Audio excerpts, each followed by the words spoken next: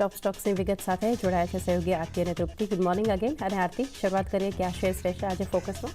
Good morning again ચાંદની. અને સૌથી પહેલાં ટીવીએસ મોટર્સ આજે ફોકસમાં રહેશે, કારણ કે ગઈકાલે એક સમાચાર આવતા દેખાયા હતા. બોર્ડ પાસેથી ખાસ કરીને પ્રેફરન્શિયલ બોનસ શેર્સ ઇસ્યુ કરવા માટે અહીંયાથી મંજૂરી હવે મળતી દેખાઈ રહી છે. તેને કારણે આજે પણ ટીવીએસ મોટરનું કાઉન્ટર ફોકસમાં રહેશે.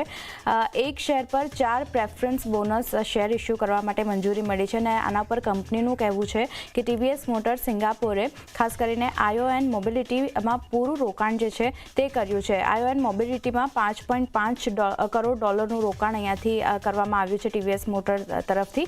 અને આઈઓએન મોબિલિટીમાં ટીવીએસ મોટરનો હિસ્સો જે વાત કરીએ આપણે 25.64% આપણને હવે થતો દેખાઈ રહ્યો છે.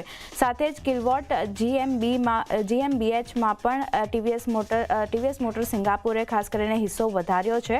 અને હિસ્સો વધારી જે છે જે અગાઉ 39.28% હતો, તો હવે હિસ્સો વધારી અને 49% અહીંયાથી ટીવીએસ મોટરનો કરતો દેખાયો છે કિલવોટ GmbHમાં. તો અહીંયા પણ ફોકસ આજે ટીવીએસ મોટરના કાઉન્ટર પર રહેશે. જે રીતે પ્રેફરન્સ બોનસ શેર ઇસ્યુ કરવા માટે મંજૂરી મળી છે, ફોકસ રાખવાનું રહેશે.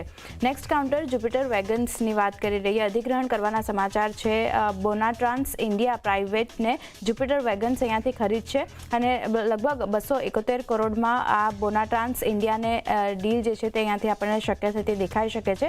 રોલિંગ સ્ટોક મેન્યુફેક્ચરિંગ બનાવનારી પહેલી કંપની હવે અહીંયાથી જુપિટર વેગન્સ જે છે તે બનતી દેખાશે. અને ખાસ કરીને કંપનીના ક્લાયન્ટ્સની વાત કરીએ તો BIPLના BML જેવા છે, એલ્સ્ટ્રોમ છે, ટીટાગઢ રેલ જેવા કંપનીઓ છે તે મોટા ક્લાયન્ટ્સ અહીંયાથી રહેતા દેખાઈ શકે છે. તો બોનાટ્રાન્સ ઇન્ડિયા પ્રાઇવેટ લિમિટેડનું જે અધિગ્રહણ કરવાનું છે જુપિટર વેગન્સ આજે ફોકસમાં રાખવાનું રહેશે. નેક્સ્ટ કાઉન્ટર પ્રિન્સ પાઇપ, અહીંયા પણ અધિગ્રહણના સમાચાર આવતા દેખાઈ રહ્યા છે. બાથવેર બ્રાન્ડ એક્વેલનું અધિગ્રહણ અહીંયાથી કંપની કરશે. 55 કરોડમાં આખું અધિગ્રહણ કરવામાં આવશે. અને ભુજમાં આવેલા કંપનીના પ્લાન્ટને પણ અહીંયાથી પ્રિન્સ પાઇપ જે છે તે ખરીદશે. તો તેને કારણે આજે પણ સ્ટોક પોઝિટિવલી રિએક્શન આપી શકે છે. નજર રાખવાની રહેશે કઈ રીતે સ્ટોક રિએક્ટ કરે છે. ડોમ્સમાં ફોકસ છે. અહીંયા પણ અધિગ્રહણના સમાચાર છે. કંપનીએ ખાસ કરીને સ્કીડોનું અધિગ્રહણ કર્યું છે. અને હવે ડોમ્સ જે છે તે school bag, backpack, laptop bag અને અન્ય પ્રોડક્ટ પણ અહીંયાથી બનાવતી જોવા મળશે. અત્યાર સુધી ડોમ્સ આપણે જાણીએ છીએ કે રબર પેન્સિલ જે છે તે બનાવતું હતું, પણ હવે અહીંયાથી school bag, backpack, laptop bag જેવા એસેસરીઝ છે તે પણ અહીંયાથી બનાવતું જોવા મળશે. તો ડોમ્સનું કાઉન્ટર નજરમાં રાખવાનું રહેશે. JSW ઇન્ફ્રા, અહીંયા કંપની માટે જે સમાચાર બનતા દેખાઈ રહ્યા છે. કંપનીએ કુલ 100 MMT કાર્ગો હેન્ડલનો લક્ષ્ય જે છે તે અહીંયાથી હાંસલ કર્યો છે. જેને કારણે આજે પણ JSW ઇન્ફ્રા ફોકસમાં રાખવાનું રહેશે. અને છેલ્લે મારા તરફથી PB ફિનટેકનું કાઉન્ટર રહેશે. અહીંયા સબસિડરી બનાવવામાં આવી છે કંપની તરફથી. પેમેન્ટ એગ્રીગેટરના કારોબાર માટે નવી સબસિડરી કંપનીએ બનાવી છે. PB પે પ્રાઇવેટ લિમિટેડના નામથી આ સબસિડરી નવી બનાવવામાં આવી છે.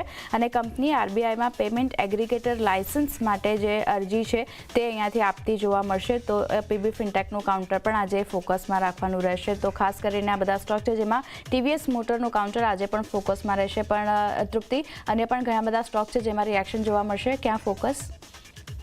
આરતીનું શરૂઆત ક્રોમ્પ્ટન કન્ઝ્યુમરથી કરી છે. કંપનીને એક ઓર્ડર મળ્યો છે. તેમને હરિયાણા રિન્યુએબલ એનર્જી પાસેથી તેમને ઓર્ડર મળ્યો છે. અને તેમને સોલાર વોટર પાઇપિંગ સિસ્ટમ જે છે તેના માટે તેમને ઓર્ડર મળ્યો છે. અને ખાસ કરીને તેમને મહારાષ્ટ્ર ઇલેક્ટ્રિક ડિસ્ટ્રીબ્યુશન કંપની છે તેમને તેઓ લગભગ 2000 જેટલા જે છે તેઓ પમ્પ્સ છે તે એમને સપ્લાય કરશે. અને બીજી તરફ અગર વાત કરશું તો મહારાષ્ટ્ર એનર્જી ડેવલપમેન્ટ એજન્સી છે તેમને તેઓ 500 પમ્પ્સ છે તે સપ્લાય કરશે. એટલે ખૂબ જ મોટો ઓર્ડર આ કંપનીને મળતો જોવા મળી રહ્યો છે.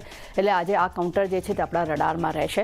ત્યારબાદ નજર કરી લઈએ આપણે સેકન્ડ કાઉન્ટર જે મારા રડારમાં છે એ છે RVNL.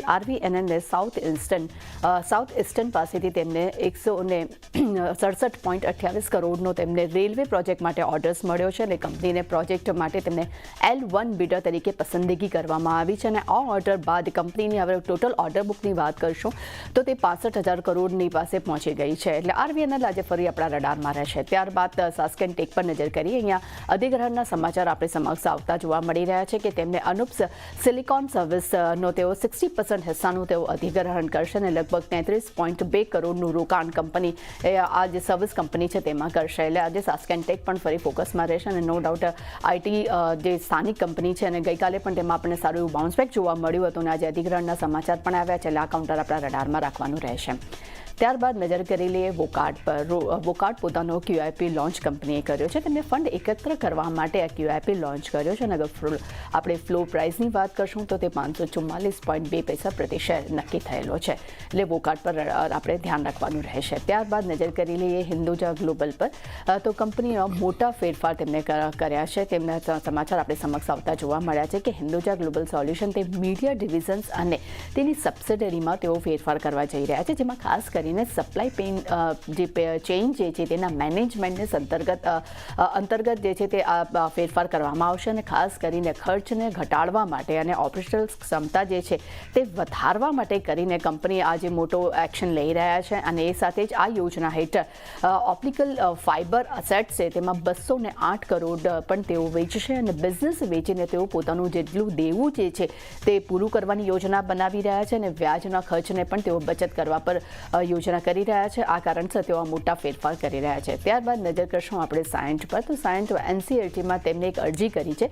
સાયન્ટની જેવી ઇન્ફોટેક HALA IBC હેઠળ તેમને બેંગલુરુ NCLTમાં તેમને અરજી કરી છે અને ખાસ કરીને તેમને કોર્પોરેટ રિઝોલ્યુશન પ્રોસેસ માટે તેમને આ અરજી કરી છે. હવે જોવાનું રહેશે કે એ અરજીને મંજૂરી મળે છે ત્યારબાદ એમાં એક સારી એવી આપણને એક્શન પણ જોવા મળી શકે છે. અને અગર જેવીની વાત કરીએ તો સાયન્ટ અને HL વચ્ચે 50-50%ની જેવી છે. એટલે આ બધા જ રડારમાં મારા કાઉન્ટરમાં છે અને આ ચાંદની મેં અને આરતી જેટલા પણ સ્ટોક્સ કીધા છે આજે દરેકમાં આપણને સારી એવી એક્શન જોવા મળી શકે છે. જી, તો બધા સ્ટોક્સ